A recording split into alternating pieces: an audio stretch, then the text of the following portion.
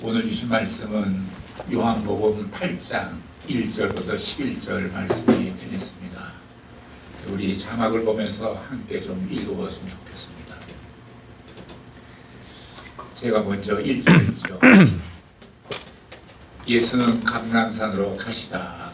아침에 다시 성전으로 들어오시니 백성이 다 나오는지라 앉으사 저희를 가르치시더니 서기관들과 바리새인들이 간음 중에 잡힌 여자를 끌고 와서 가운데 세우고 예수께 말하되 선생님이여 이 여자가 간음하다가 현장에서 잡혀나이다. 모세는 율법에 이러한 이 여자를 돌로 치라 명하였거니와 선생은 어떻게 말하겠나이까. 너희가 이렇게 말하면 고소할 조건을 얻고자 하여 예수를 시험함이로라. 예수께서 몸을 굽히사 손가락으로 땅에 쓰시니 저희가 묻기를 맞이 아니하는지라. 이에 일어나 가라사대 너희 중에 죄 없는 자가 먼저 돌로 치라 하시고 다시 몸을 굽히사 손가락으로 땅에 쓰시니. 아멘. 아멘. 오늘 설교는 우리 후쿠오카의 CCC 선교회 문일배 선교사님이 설교를 하시겠습니다. 하시고 끝난 다음에 일본어로 제가 한 5분 정도 요약을 하도록 하겠습니다.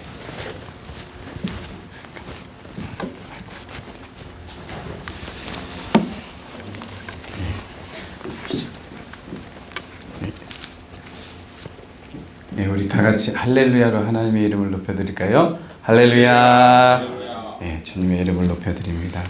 네, 굉장히 오랜만에 또 뵙는 것 같습니다. 또 건강한 모습으로 이렇게 뵐 수 있어서 너무 좋았고요. 함께 예배드리게 돼서 너무 행복합니다.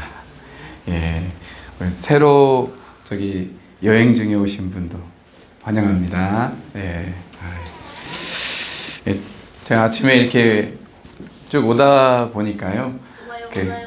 와요 고자이마스. 예, 여행 중에 이렇게 오신 분들이 쭉 줄을 서서 식사를 하려고 하고 있더라고요.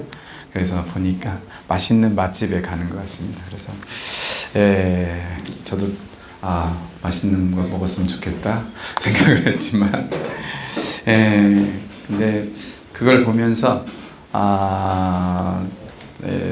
여러 가지 많은 생각들을 했습니다. 근데 이제 우리나라가 굉장히 잘 살게 됐지 않습니까? 그러다 보니까 하루에 한 30대 이상씩 그 비행기가 오고 그러는데요. 저도 공항에 자주 가는 편입니다. 뭐 어제도 가고 계속 일들이 너무 많아가지고. 근데 항상 생각하는 것은 부요한 만큼 하나님에 대해서 부요함이 없지 않나 이런 생각을 더 많이 하게 되거든요. 우리가 시편 23편에 여호와는 나의 목자시니 내게 부족함이 없으리로다. 이 말씀하고 저도 늘 그 말씀 묵상하지만 그래도 늘 우리는 세상의 부요함 속에서 살아가려고 하는 그런 어떤 부분들이 있습니다. 저는 오늘 그 여러 가지 모습을 보면서 내가 정말 하나님 앞에서 부요한 자인가 한번 돌아보게 됐습니다. 저는 오늘 이렇게 같이 예배하러 제가 여기 왔는데요. 정말 니고데모 선교에서도 많이 기도하고 또 목사님 수술 받고 또 이렇게 건강한 모습 뵈니까 너무 감사하고 기쁩니다. 그래서 하나님은 요한복음 4장에 보면 하나님은 예배하는 자를 찾으신다고 말씀하셨잖아요. 그래서 오늘 저도 이 예배의 자리에서 함께 있어서 너무 감격스럽고요. 제가 이제 거의 1년 반 정도 제가 하카드 그리스도 교회에서 이제 협력 선교사처럼 있다가 이제 1년 반 정도 저희 집에서 저희 집사람하고 예배하고 있습니다. 그래서 이제 같이 개척을 또 준비하면서 또 개척을 했습니다만, 그래서 뭐 오늘 오랜만에 또 한국을 찬양하고 막 저희가 목요일마다 또 저 CCC 모임이 있는데 또 일본어도 하다 보니까 서툰 일본어로 하다 보니까 또 모국어로 하니까 너무 감격스럽고 또 은혜가 또 넘치는 것 같습니다. 오늘 저는 하나님의 가치관으로 살아가자라는 이 주제를 정해 봤습니다. 어떤 아이 이제 생일이 1년 되면 돌이 되지 않습니까? 돌잔치에 왔는데 이 돌잔치에 손님들이 많이 왔습니다. 근데 이제 아이가 겨울에 이제 추워서 이게 이불을 덮어놨는데 이제 오는 손님들마다 아이가 보이지 않아서 아이를 계속 이제 자기 코트를 그 위에다가 올려놓고 계속 올려놔서 결국은 아이 생일에 아이가 이제 죽게 되는 것이 되었습니다. 저는 그 상황 속에서 아이가 오늘 생일의 주인공인데 아이가 이제 아이를 모르고 이제 실수로 그렇게 죽였지만 우리의 예배 속에서 우리의 삶 속에서 가끔씩 예배의 대상과 예배의 찬양 받으실 분은 하나님이신데 어쩌면 우리는 하나님 없이 또 내 인생 속에서 하나님과 동행하면서 하나님 임재 속에서 살아가야 되는 것이 우리의 삶인데 그러지 못하는 저 자신도 바라보고 교회는 있지만 하나님이 안 계시는 하나님 임재가 없는 그러한 것들도 우리가 보게 되지 않은가 생각을 해봅니다. 오늘 사실 이제 요한복음 선택한 것은 하나님 나라, 제가 하나님의 가치관인데 제가 사실은 하나님 나라에 대해서 얘기를 하고 싶었거든요. 그래서 하나님 나라의 가치관은 어떤 것인가라는 것들을 좀 같이 얘기해보고 싶었고요. 좀 오늘 딱딱할 수도 있지만 목사님들 제가 예배에 몇 번 여기 왔지 않습니까? 다 원고로 해서 그래서 저도 좀 원고를 준비해서 했는데요. 좀 딱딱할 수 있지만 잘 한번 보시도록 하겠고요. 8장에 아까 이렇게 말씀을 보면 예수님의 일생은 항상 바쁘게 사셨어요, 사실은. 이제 공생애를 사시면서 늘 바쁘게 사셨는데 8장 1절 아까 보실 때에 예수는 감람산으로 가시니라. 일본어 올리브 야마라고 되어 있잖아요. 그래서 이 감람산, 이스라엘 백성은 감람류하고 그 다음에 포도하고 밀하고 이게 이제 주요 생산량이었기 때문에 근데 감람산에서 올리브유를 짜듯이 예수님은 늘 하나님과의 만남을 가졌습니다. 저는 하나님이신 예수 그리스도께서 왜 기도하시지 않아도 되는데 늘 그러나 하나님과의 그 친밀감과 그리고 하나님의 그 지혜를 받고 또 하나님의 말씀을 받고 그렇게 살아가는 기도의 삶이 우리 예수님의 승리하는 비결이 아니었나라고 생각합니다. 예수님 마지막 날도 기도하셨잖아요. 사실은 예수님이 그 마태복음 4장에서도 금식 기도를 40일간 하셨잖아요. 그때도 성령에 이끌려서 마귀에게 시험을 받은 거거든요. 근데 성령에 이끌려서 사셨던 예수님의 모습이고 금식하면서 기도하셨고 기도의 삶. 그리고 예수님 마지막에 잡히시던 날 목요일 밤에 겟세마네 동산에서 다시금 감람산에서 기도하실 때에 제자들하고 같이 기도했는데 제자들 그날 6월절이었잖아요. 6월절에 이 양도 잡아야 되고 시장도 봐야 되고 6월절 준비를 해야 되거든요. 그래서 너무 피곤해가지고 제자들은 다 졸고 있어. 너희가 한시도 깨어질 수 없느냐? 마음은 원이로되 육신이 약하도다 하면서 예수님이 나를 위해서 기도해달라. 내가 지금 죽을 것 같다. 내가 이제 곧 십자가에 달린다 하면서 예수님의 생애는 처음부터 마지막까지 그렇게 기도의 인생을 사셨던 것 같습니다. 오늘 이제 말씀을 우리가 성경을 이렇게 볼 때에 가장 중요한 것은 그 단어가 중요하죠. 키워드가 중요하고 다 구절도 중요하고 그렇습니다. 그래서 예수님이 여기서 아침에 밤새도록 기도하시고 철야 기도를 산에서 하시고 내려오셔서 아침에 어디 가셨습니까? 성전에 들어가셔서 가르치셨다 했습니다. 그래서 늘 예수님의 인생은 기도하시면서 가르치는 그런 인생을 사셨던 것을 보게 됩니다. 그러면서 여기에 이제 서기관들과 바리새인들, 그러니까 많은 백성들에게 가르치셨고 여기 등장인물이 이제 서기관이나 바리새인 그리고 음행 중에 잡힌 여인이 있습니다. 그리고 제자들이 있었겠죠. 그래서 이제 배경이나 이런 부분들 성전에서 그다음에 이런 사건들이 일어났던 것을 보게 됩니다. 우리가 이거 너무 잘 아는 말씀이죠. 그래서 이제 그 이후에는 이제 다 아시기 때문에 설명을 하지 않아도 되겠지만, 이 정말 예수님이 성전이라는 것, 그 다음에 기도하셨고 성전, 백성 앞에서 가르치셨다. 그 다음에 음행 중인 여자를 끌고 왔다. 그리고 모든 사람들이 레위기서에 있는 음행한 사람은 다 죽여야 되거든요. 음행한 사람 혼자 음행하지 않죠. 남녀가 음행을 하죠. 그러면 둘 다 데리고 오는데 둘 다 돌로 쳐 죽여야 되거든요. 그게 레위기서의 말씀입니다. 근데 죽이지 한 남자는 도망갔는지 아니면 평소에 단정하지 않은 이 여인만 데리고 왔는지 잘 모르겠지만, 데리고 와서 어떻게 했습니까? 이 여인을 이제 돌로 칠 긴박한 상황이 됐습니다. 그래서 여기서 예수님이 어떻게 하셨죠? 허리를 숙여서 땅에다가 글씨를 쓰죠. 모든 사람들이 고조되어져 있는 상황 속에서도 예수님은 침착하게 그 분위기를 진정시키는 것을 보게 됩니다. 우리가 이제 네고세이트 교섭 이렇게 할 때에도 이 부분이 굉장히 중요합니다. 침묵을 지킨다든지 시간을 번다든지 그래서 그런 게 굉장히 중요하죠. 그래서 예수님은 그 시간에 벌면서 뭐라고 했습니까? 모든 사람이 돌을 쥐고 있고 그 속에서 너희 중에 죄가 없는 자가 돌로 쳐라 했죠. 그래서 예수님 그 위대한 말씀을 하셨는데, 그리고 예수님이 뭐라고 말씀하셨냐면, 그리고 난 다음에 모든 사람들이 양심의 가책을 느껴 모든 사람들이 남녀노소가 하나씩 집으로 돌아갔다. 그렇게 되고 여인에게 나도 정죄하지 않는다. 다시는 죄를 짓지 말라.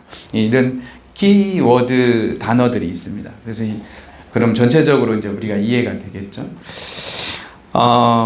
사실은 제가 챗 GPT를 전혀 쓴 적이 없는데, 제가 여기를 써가지고 봤더니 제가 오늘 이 주제를 집어넣었어요. 그랬더니 저보다 제가 준비한 메시지나 저보다 더 잘 요약을 했더라고요. 그러면서 제일 마지막에 뭐라고 했냐면, 설교나 아니면 소그룹 성경 공부나 이런 것을 더 만들어 줄까요? 이렇게도 됐더라고요. 요즘 시대가 아주 참 좋은 시대가 됐습니다만, 어찌됐든 제가 준비한 부분을 같이 나누고 싶습니다. 좀 딱딱하지만 잘 들어주시기 바랍니다. 구약의 하나님 나라 속에서는요, 하나님의 통치가 있었습니다. 근데 신약적인 그 하나님 나라는 사탄을 멸하는 영적인 그 통치가 있었습니다. 그리고 구약의 하나님의 나라는 이방과의 싸움, 다시 말해서 이방신을 섬기는, 결국 이스라엘 민족이 멸망한 것은 이방신을 섬겼기 때문에 바벨론 70년의 포로도 있었고 계속적으로 외세의 침략 속에서 멸망을 당하는 그러한 이방신과 싸움이 있었습니다. 신약에서는 사탄과의 싸움으로 영적인 싸움이 있었습니다. 그래서 그 영적인 싸움을 예수님이 물리치셨죠. 제가 말씀 한 구절 봤는데, 요한일서 3장 8절에 이 말씀이 있습니다. 죄를 짓는 자마다 사탄에 속하나니 마귀는 처음부터 범죄함이라. 하나님의 아들이 나타나신 것은 마귀의 일을 멸하려 하심이니라. 이렇게 말씀하고 있습니다. 그래서 예수님께서 우리에게 수많은 마귀가, 사탄이 우리를 공격하죠. 사실 에덴 동산에서부터 아담과 하와로부터 계속 사탄의 공격을 받았고 그 유혹 속에 빠져 있습니다.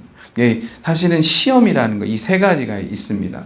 그래서 유혹과 시험, 그 다음에 연단, 그래서 temptation, test, trial이 있는데, 대부분 우리 주기도문에서도 유혹에 빠지지 않게 하옵시며 그렇게 원어로 나와 있거든요. 그러니까 우리가 늘 사탄에게, 늘 세상으로부터, 늘 정욕으로부터 우리는 어떻습니까? 유혹을 받습니다. 시험을 받습니다. 그 시험을 어떻게 이기느냐? 성령의 충만함으로 예수 그리스도께서 멸하신 예수님의 능력으로 그렇게 이기실 수 있습니다. 그래서 사탄 사가래, 예수님이 그렇게 말씀하셨잖아요. 사탄아 물러가라, 이렇게 말씀하신 것처럼 우리의 믿음도 영적인 이 대적이 필요합니다. 그래서 에베소서 6장에서 10절에서 20절 보면 전신갑주를 입으라고 했잖아요. 구원의 투구와 믿음의 방패와 그 다음에 뭐 진리의 허리띠를 이것이 있었을 때, 전신갑주를 입었을 때, 이것은 이제 로마 병정들을 보면서 로마 병정들이 완전히 빈틈이 없이 멋진 사람들이었거든요. 그래서 세계를 정복했지 않습니까? 그걸 보고 바울이 우리도 영적인 무장을 해야 된다 해가지고 전신갑주를 입으라고 얘기를 명령하고 있죠. 그래서 우리는 그런 전신갑주를 입었을 때에 세상에서 넘어지지 않고 승리할 줄 믿습니다. 오늘 하나님의 나라를 실천하기 위해서 예수님은 사실은 아까 제가 40일 동안 금식하셨다고 말씀하셨잖아요. 그때 성령에 이끌려서 사탄에게 시험을 받았습니다. 늘 이런 것들이 있죠. 빵의 유혹이 있었습니다. 어쩌면 이것이 경제적인 유혹이 있죠. 돈의 유혹이죠. 그 다음에 성전 꼭대기에서 때는 나 뛰어내려라 그러면 천사가 받지 않느냐. 종교적인, 그 다음에 어떤 신적인 도전인 것들을 보게 되고, 높은 산에 올라가 가지고 나를 경배하라. 정치적인 어떤 예수님을 자기 밑으로 끌어내리려고 하는 사탄의 그런 전략 속에서도 예수님은 이 세 가지의 시험을 믿음으로, 성령 충만함으로, 40일 기도함으로, 금식 기도함으로 이기셨던 것을 보게 됩니다. 그러나 대조적으로 가룟 유다는 어땠습니까? 그 밤에 마지막 요한복음 13장부터 이제 유월절 하면서 최후의 만찬 속에서 나와 함께 빵을 포도주에 찍는 자가 나를 팔자다 하면서 그 성경에서는 이미 마귀가 유다에게 들어간지라 이렇게 표현하고 있습니다. 그러니까 우리가 영적인 싸움에서도 하나님 나라를 자꾸 무너뜨리는 것은 사탄의 유혹들이 있는 것을 보게 됩니다. 그래서 이미 사탄이 괴락 속에서 은 30에 넘어가서 유다는 패배하고 말았죠. 마귀의 자녀로 사탄의 종로로 달려고 하는, 사탄의 나라를 세우려고 하는 것이 있지만 결국은 하나님 왕국, 메시아의 왕국이 하나님 나라가 승리할 줄 믿습니다. 그리고 우리의 믿음으로 그렇게 승리하는 삶을 살았으면 좋겠습니다. 정말 예수님께서 늘 기도하셨고 제자들을 기도의 동산에 데리고 가셨습니다. 그래서 시험에 들지 않기 위해 깨어 기도하라, 이 말씀들을 자주 얘기하셨습니다. 우리도 그렇게 살아가는 삶을 살았으면 좋겠습니다. 예수님의 구속의 완성은 무엇입니까? 십자가상에서 구속의 완성이 있는데 예수님이 다 이루었다라고 가상칠언 십자가에서 7마디 마지막 중에 내가 다 이루었다 했거든요. 그 다 이루었다라는 말이 테텔라스테이라는 말이 있는데요. 이거는 이제 신적인 수동태예요. 다 이루어지게 하셨다라는 말이 있습니다. 그러니까 이 하나님께서 이 예수님의 구원의 사역을 이루게 하셨던 것을 보게 됩니다. 노예나 종들이나 이 일들 주인의 허락을 다 끝났습니다 했을 때 이 테텔라스타이라는 말을 썼고, 제사장이 흠없는 이러한 어린 양이나 죄가 이게 없었을 때 이제는 끝났다, 다 이루었다, 그 말을 썼고요. 화가들이나 작품 구상하면서 마지막 화가를 딱 끝냈을 때도 그것을 이제 테텔레스테이를 썼고, 상인들이 이제 계약을 체결했을 때도 이 말을 다 이루었다 그렇게 썼는데, 하나님의 관점에서는 예수 그리스도가 이 땅에서 십자가에서 생명을, 죄의 모든 것들을 완성하신 구속의 완성, 하나님의 나라의 완성을 하신 것이 그 시점으로 다 이루었다, 다 이루어지게 하셨다라는 그러한 놀라운 축복을 우리에게 주셨습니다.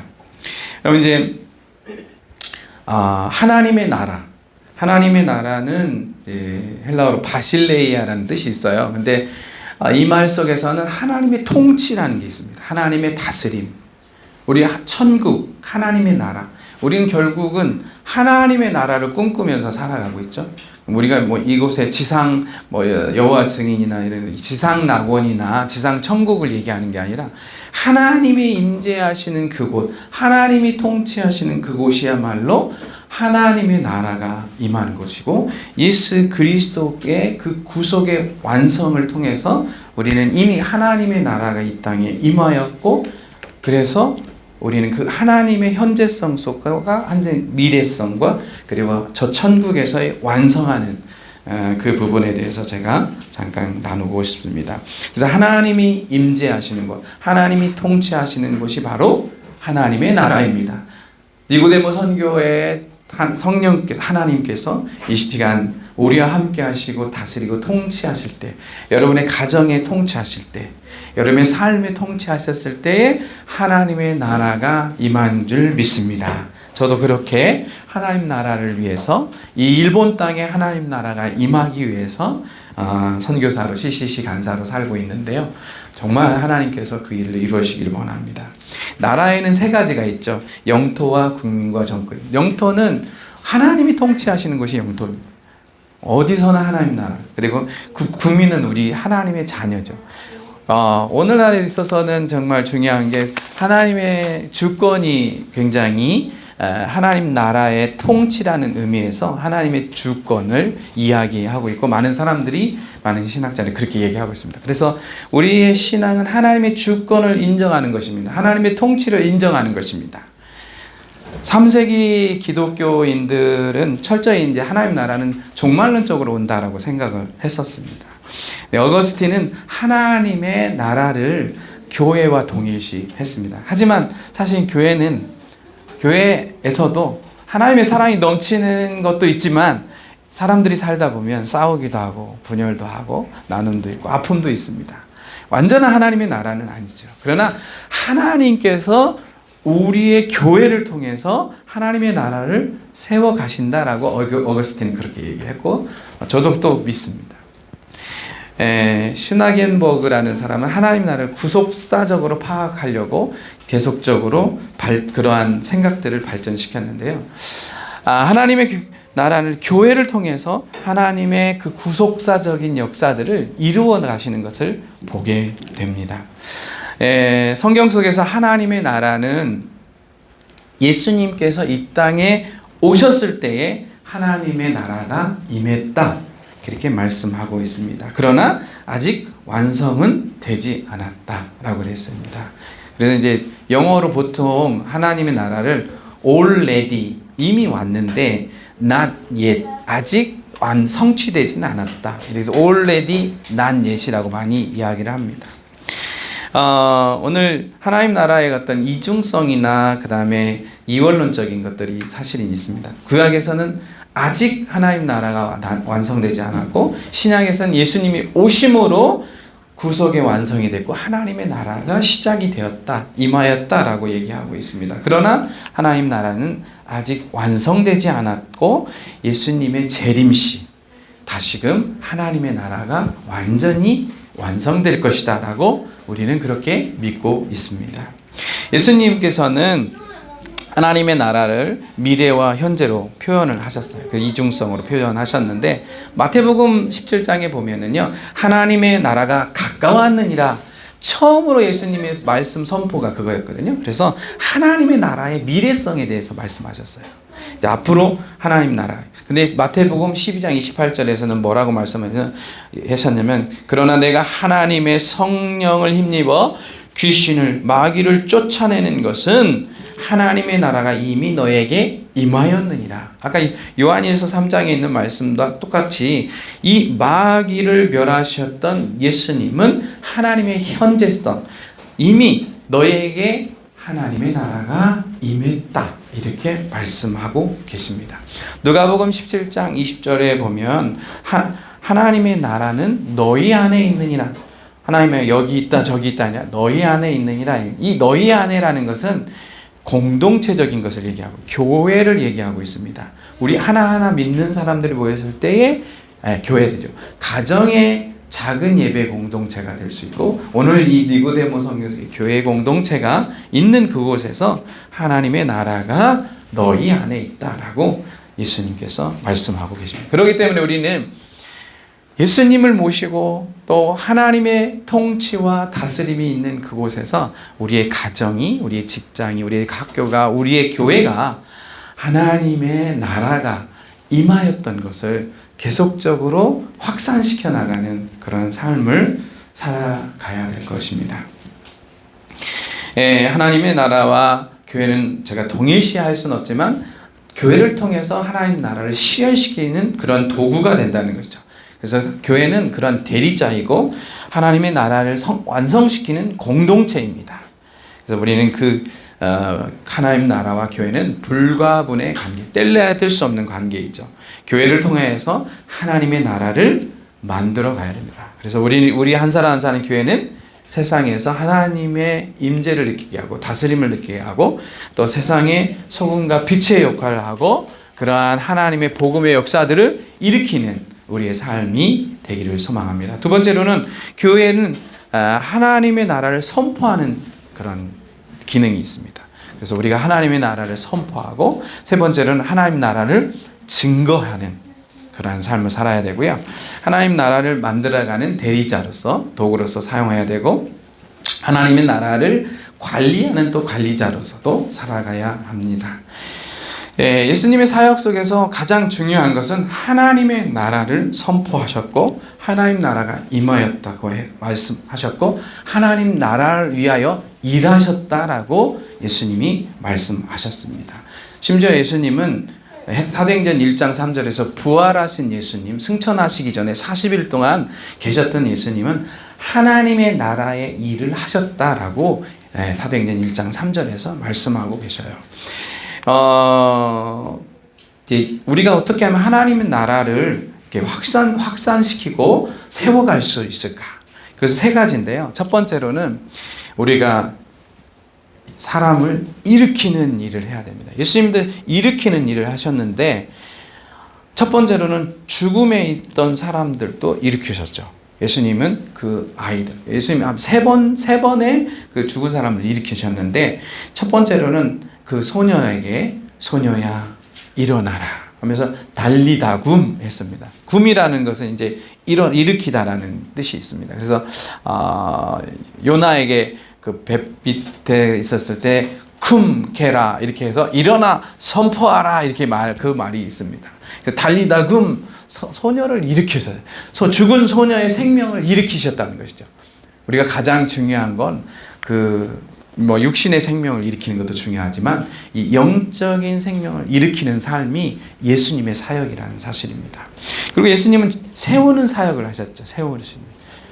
그 이후에 예수님이 부활하신 이후에 승천하신 이후에 초대교회 교회를 세우시고 예수님은 마태복음 16장에서도 이미 너희 베드로한테 천국의 열쇠를 주고 이 반석 위에 이 반석은 예수 그리스도죠. 예수 그리스도의 믿음 위에 뭐라고 했습니까? 교회를 세우리라는 약속을 하셨고 세우게 했습니다. 그러면서 예수님은 12제자를 세우기 전에 밤새도록 기도하시고 내려오셔서 제자들을 세워서 그 제자들을 통해서 하나님 나라를 세워가는 일들을 하셨습니다.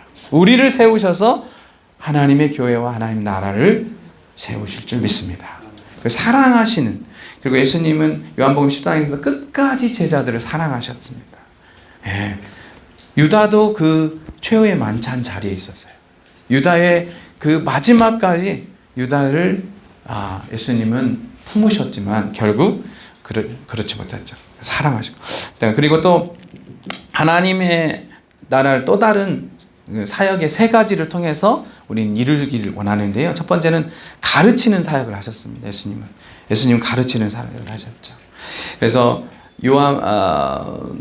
마태복음 4장 23절이나 9장 35절에 이런 말씀이 있습니다. 예수께서 온 갈릴리에 두루 다니시며 저희 회당에서 가르치시며 그 다음에 천국 복음을 선포하시며 그 다음에 백성 중에 모든 악한 것을 고치셨다라고 말씀하고 있습니다. 그래서 첫 번째는 가르치시는 것, teaching, 그 다음에 천국 복음을 선포하시는, preaching 하셨고 그 다음에 세 번째로는 약한 것들, 모든 병들을 치유하셨어요. 힐링의 사역을 하셨습니다. 그래서 우리의 교회의 사역은 가르치고 그 다음에 하나님 나라를 선포하고 말씀을 선포하고 약한 것들을 고치는 그래서 계속적으로 사람을 치유하는 것은 성령과 하나님께서 일을 하시는 영역이지만 우리가 믿음으로 하나님을 믿음으로 선포했을 때 일어날 줄 믿습니다.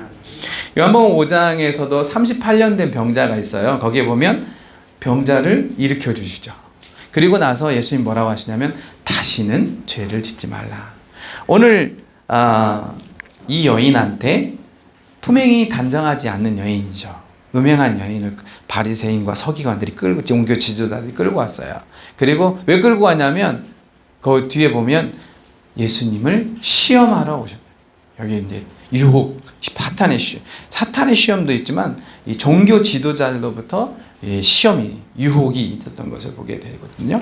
그래서 이것을 보면서 그 여인을 고쳐주신 그 생명을 주시면서 살려주시면서 다시는 죄를 짓지 말라라고 말씀하고 있어요.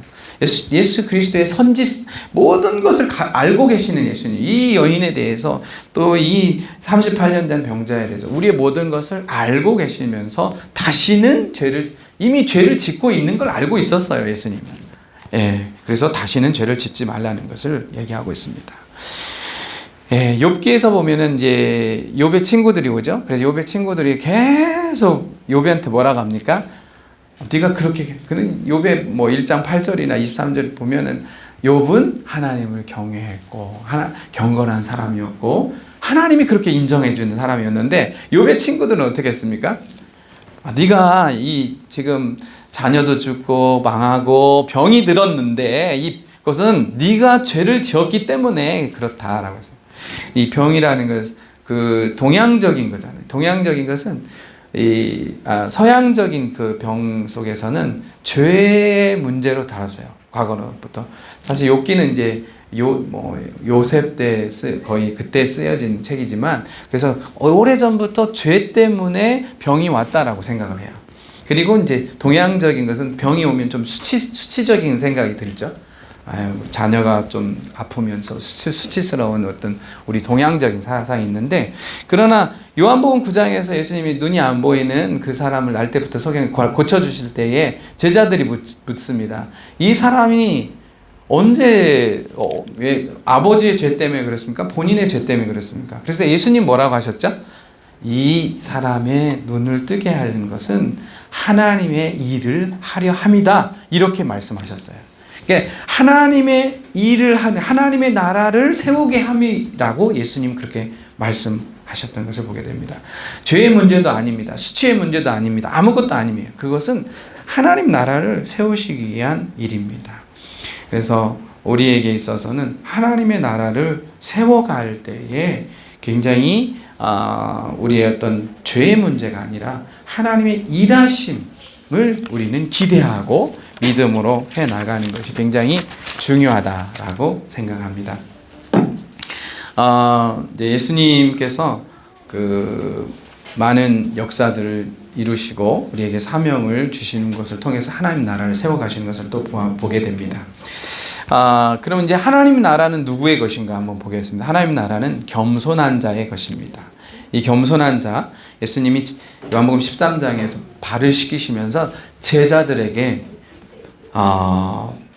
발을 씻겼습니다. 그래서 종이 되신 거죠. 그때 발을 씻기는 것은 종들이나 하는 일이죠.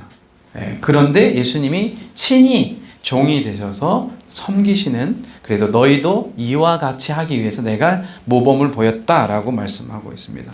하나님 나라는 겸손하게 섬기는 자의 것입니다. 여러분 오늘 또 우리 전사님 찬양하고 또 각자의 교회에서 역할들을 섬기는 줄 믿습니다. 하나님 나라는 준비하는 자의 것입니다. 그래서 감추인 보화처럼 마태복음 13장에서 그 보화를 자기 것으로 취한 사람들이 있습니다. 그리고 하나님 나라는 믿는 자들의 것입니다. 겨자씨만한 믿음이 있었을 때도 하나님 나라를 주어지는 것입니다. 그 다음에 죄인들이 회개하면 받는 것입니다. 저는 이제 굉장히 좋아하는 말씀 속에서 누가복음 19장 1절에서 11절에 보면 누가복음 19장에는 삭개오가 나와요. 삭개오가 뽕나무로 갔죠. 현대 지금 성경은 이제 무화과 나무라고 했는데 무화과 나무과의 뽕나무거든요. 그게. 근데 이제 뽕나무 위에 올라가서 예수님을 보고 싶은 거예요. 근데 삭개오가 좋은 사람이 아니었잖아요. 사실상 세리장이었잖아요. 부자였잖아요. 많이 갈취했고 많이 뒷거래했고 그랬거든요. 근데 굉장히 그 뒤에 예수님께서 말씀하셨을 때에 내가 네 집에 위하여야 되겠다 하면서 집으로 초대를 했을 때 대접을 했죠. 근데 삭개오한테 네가 회개해라 했을 때 삭개오가 뭐라고 했냐면 주여 보시옵소서 내 소유의 절반을 가난한 자들에게 주겠사오며 만일 네 것을 토색한 일이 있으면 4배나 갚겠습니다. 이렇게 회개가 됐어요. 그랬을 때에 예수님 뭐라고 하셨습니까? 오늘 구원이 이 집에 이르렀으니 이 사람도 아브라함의 자손임이니라.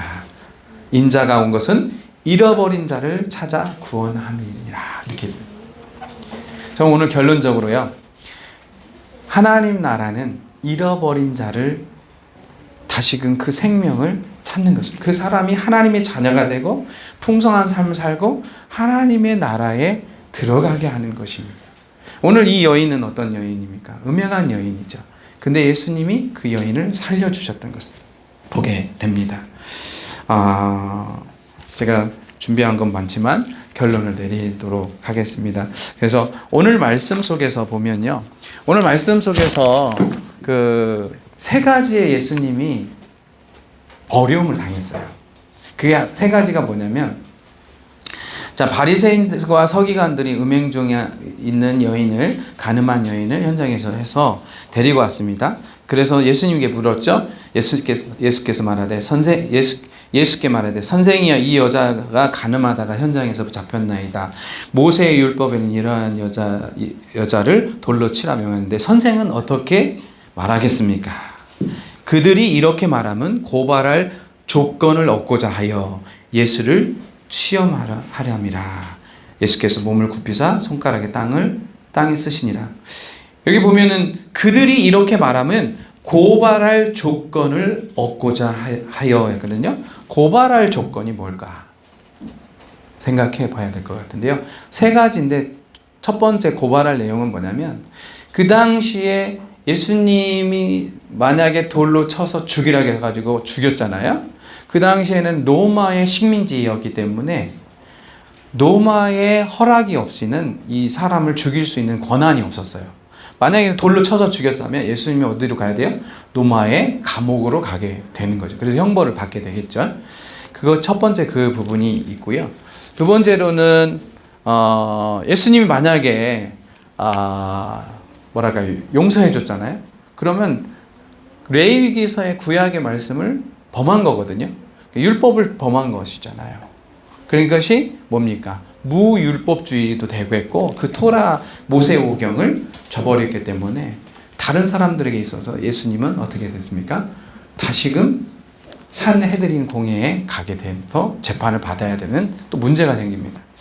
만약에 그리고 예수님이 그것을 지나치고 이 여인은 관계없다 하고 이 장소를 떠나버렸다고 생각하면 예수님은 정말 무자비하고 또 예수님은 정말 무인정하고 예수님은 다른 사람들이 메시아로 아마 믿지 않았을 거라고 생각합니다. 이러한 여러 가지 속에서 예수님은 한 여인의 그 음행하고 참 연약하고 그 여인의 생명을 주목하셨습니다.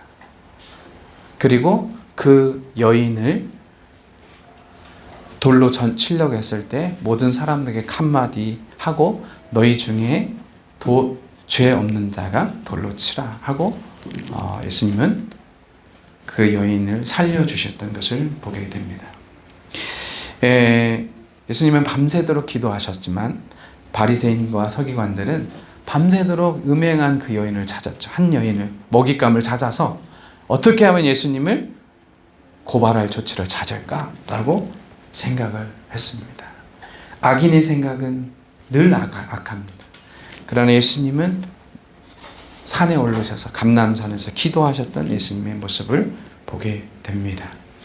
우리의 삶은 예수님과 같이 그렇게 늘 하나님과 교통하고 교제하고 성령 충만한 삶을 살았을 때에 승리할 줄 믿습니다. 하나님의 나라는 정죄가 아니라 용서와 사랑의 법입니다.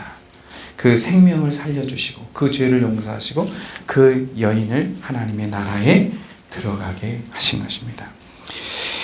여러분 그 하나님의 나라는 그렇게 사람을 살린다고 제가 말씀드렸는데 그 구약의 한 사람 있잖아요. 이 말씀을 하고 마치겠습니다. 요셉이라는 사람이 있었죠. 요셉이 형들한테 왕따를 당해가지고 팔려가지고 결국은 고생을 많이 한 20년 넘게 하다가 다시금 총리로 돼서 형제들을 만나는 장면이 있습니다. 그게 이제 어디냐면 마지막 창세기 45장 5절과 그 다음에 50장에 있는 말씀인데 그 말씀을 제가 읽고 마치겠습니다. 45장 5절에 당신들이 나를 이곳에 팔았다고 해서 근심하거나 한탄하지 마십시오. 하나님이 생명을 구원하시려고 나를 당신들보다 먼저 여기에 보내셨습니다. 여기 보면 하나님이 생명을 구원하시려고 창세기 50장 20절에 이 말씀하고 있습니다. 당신들은 나를 해하려 하였으나 하나님은 그것을 선으로 바꾸사 오늘날과 같이 많은 백성의 생명을 구원하려 하셨습니다. 이렇게 했거든요. 그러니까 45절에서는 가족을 당신들을 구원하려고 했기 때문에 염려하지 말라. 내가 당신들을 해하지 않는다. 그 다음에 50절에서는 오늘날 같이 많은 백성의 생명을 구원하기 위해서 하나님이 나를 고난 여정 속에서 총리까지 세웠다. 이렇게 말씀하고 있습니다. 오늘 하나님의 나라의 가치관, 오늘 우리가 예수님이 그렇게 사셨던 한 여인의 구원하셨던 그러한 사랑과 율법을 넘어서 그 사랑에 정말 뭐랄까요? 극치를 보여주신 예수님처럼 우리의 인생이 하나님의 나라를 세우는 것은 정말 힘이 없고 그러한 사람에게 그 영혼을 구원하는 그 생명을 구원하는 일에 우리가 쓰임받는 우리 니고데모 선교회가 되기를 소망합니다. 제가 잠깐 기도하겠습니다.